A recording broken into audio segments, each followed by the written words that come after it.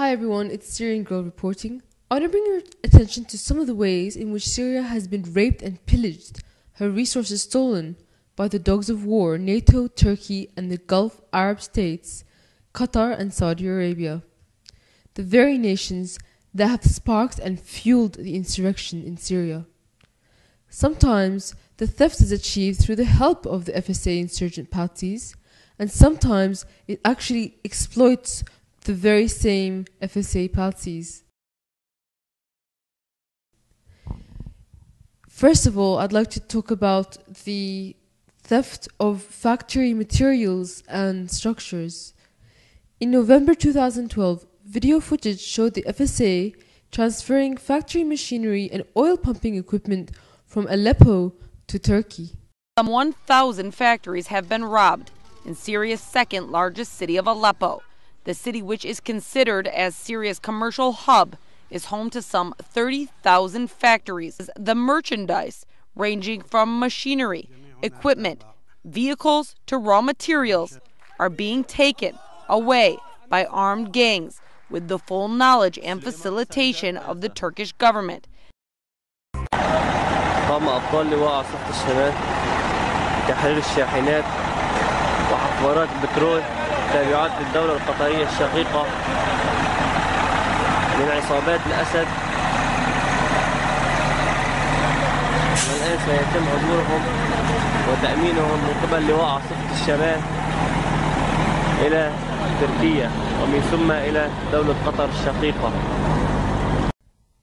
As you heard, the FSA narrator claimed that the trucks and oil pumping equipment belonged to Qatar and that he was just returning them after liberating them from Assad. Of course, these are ludicrous lies. In reality, this equipment belongs to Syria and her people, not Qatar or Assad. The factory equipment is being stolen by Qatar and Turkey to recover the money spent on the war. More importantly, taking the oil pumping equipment is part of a post-war agenda to force Syria into outsourcing its oil pumping technology to foreign companies and no longer being self-reliant, just like what happened to Iraq. And on the topic of oil, the EU has lifted oil sanctions from Syria in order to buy it cheaply and fund Al-Qaeda. As this Guardian article says, the EU decision to lift Syrian oil sanctions to aid the opposition has accelerated a scramble for control over the wells and pipelines in rebel-held areas, consolidating the grip of jihadist groups. Jabhat al-Nusra control all the major oil wells in Deir Zur province, displacing local Sunni tribes, sometimes by force. So the conclusion of all this is that the EU is stealing the oil of the Syrian people and using that to fund Al-Qaeda. I spoke about this crime on 108 Morris 108's channel 5 months ago, and since then there's been extensive coverage about the rape and violence that Syrian girls and women are experiencing in the refugee camps, particularly in Jordan. There has been reports of kidnappings and rapes, but also the selling of the girls into fake marriages, which is tantamount to sanctified forced prostitution. These fake marriages only last a matter of weeks, and the girls are sold for very low prices. A lot of these girls are underage teenagers who get sold off to much older men from Gulf Arab states, specifically Saudi Arabia. NGOs supposedly helping the refugees are acting as pimps, taking a cut for selling the girls off. They call themselves marriage brokers. In a report by the BBC titled Syrian Women for Sale, one of these marriage brokers states, "The men are usually between 50 and 80, and they ask for girls who have white skin and blue or green eyes. They want them very young, no older than 16. 17-year-old Aya fled Syria with her family just under a year ago. She was sold to a 70-year-old man from Saudi Arabia for $3,500. He left her after a month. This month was like a nightmare. I spent half of it crying. Do you feel ashamed by what's happened to you?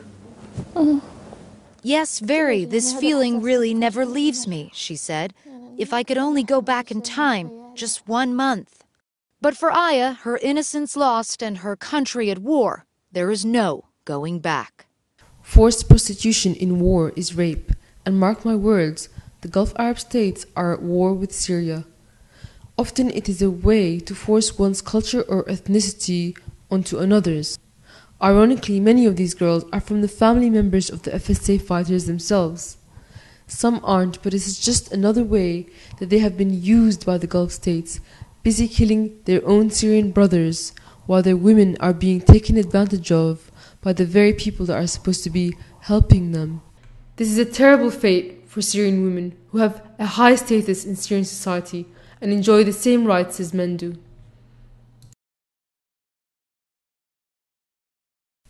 Organ trafficking is taking place on the Syria-Turkey border.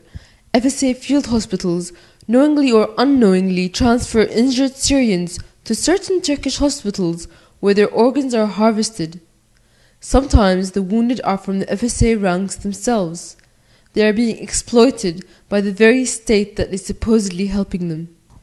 When people think organ trafficking, usually they imagine that organs are stolen from a dead body. This is not true. In fact, for an organ to be viable for transplant, the patient has to be on the verge of death. That is, they have to be brain dead and on life support.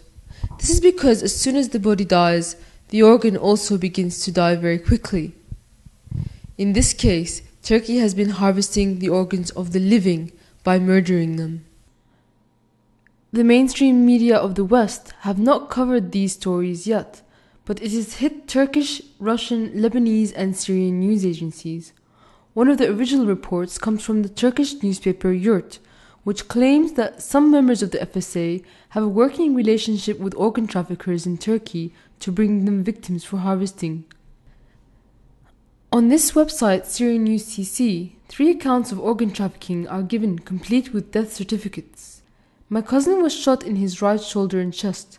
We took him to Al Zarzur Field Hospital in Al Ansari with the help of an FSA group run by Sultan Muhammad al-Fatah. The staff at the hospital refused to treat him, saying they don't have room for him. He was moved to Martyr Kemal Hospital in Turkey on the 11th of the 11th, 2012. He died 4 days later. He had 2 surgeries. The first was a success. The second was ordered by Dr. Murad Kozal on the 14th of the 11th, 2012. After the second operation, Jassim's father noticed wounds in the abdomen area, not in the injured area. Jassim died less than hours later. After the events in Haiti, it is widely known that Israel has one of the largest underground organ trafficking rings in the world. Perhaps the newly strengthened ties between Turkey and Israel is related to this. In the Iraq War, one of the first crimes that took place is the looting of ancient artifacts. This has been happening for centuries. In the Louvre, Paris, you will find much Egyptian and Syrian artifacts. And in Berlin's museum, you will find the gates of Babylon that belong to Iraq. The Levant region, including Iraq, is the origin of the earliest recorded civilizations.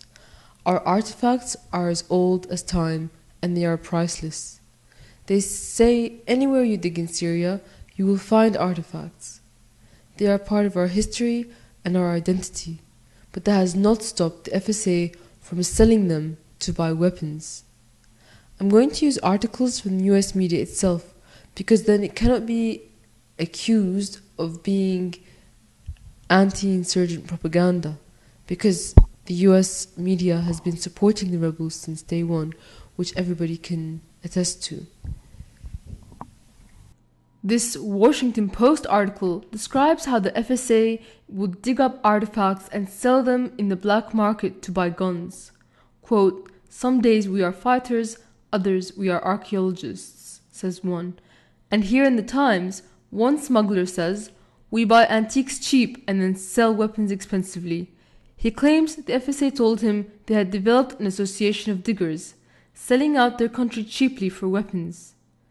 Some news items say the artifacts are smuggled into Israel and the US museums and are worth up to $2 billion. This is similar to what happened in the Iraq War. Looters would sell at cost to a middleman, which would then sell the artifacts to the US and Israel. Much of Iraq's artifacts are now being found under auction in New York and in Israeli museums. Iraq is now requesting Israel return the ancient Torah scroll, which has ended up in Israel.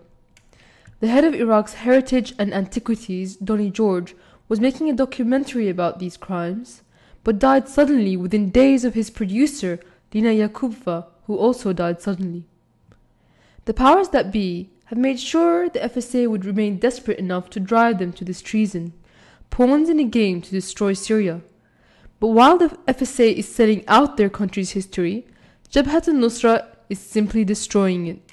In this video, they bulldoze a historic mausoleum for the Prophet Abraham in the town of Ain al-Arrus in Raqqa, which Jabhat al-Nusra controls a part of. In Islam, Abraham is a prophet and father of monotheistic religion, but the Wahhabi sect to which these people belong believe that above-ground graves lead to worship of false idols. They accuse pilgrims to the shrine of practicing paganism, and much like their Taliban counterparts, destroyed the ancient Buddhist statues in Afghanistan. They have no regard for the historical status. In the 1,000 years Muslim society existed in these lands, no one thought to destroy these ancient artifacts. But Wahhabism is a recent phenomenon. This theft is not just about stealing money, but stealing history and culture and a nation's identity. I'm reminded of the fact Turkey and Saudi Arabia are destroying historical sites to put in shopping centers. There is an agenda to make everywhere look the same, remove evidence of the past, and do away with national identity. Furthermore, some lunatics in the world governments believe that the ancient artifacts provide them with occult powers. The pillagers of Syria must be brought to account, the traitors punished, and our dignity restored. This has been Syrian Girl.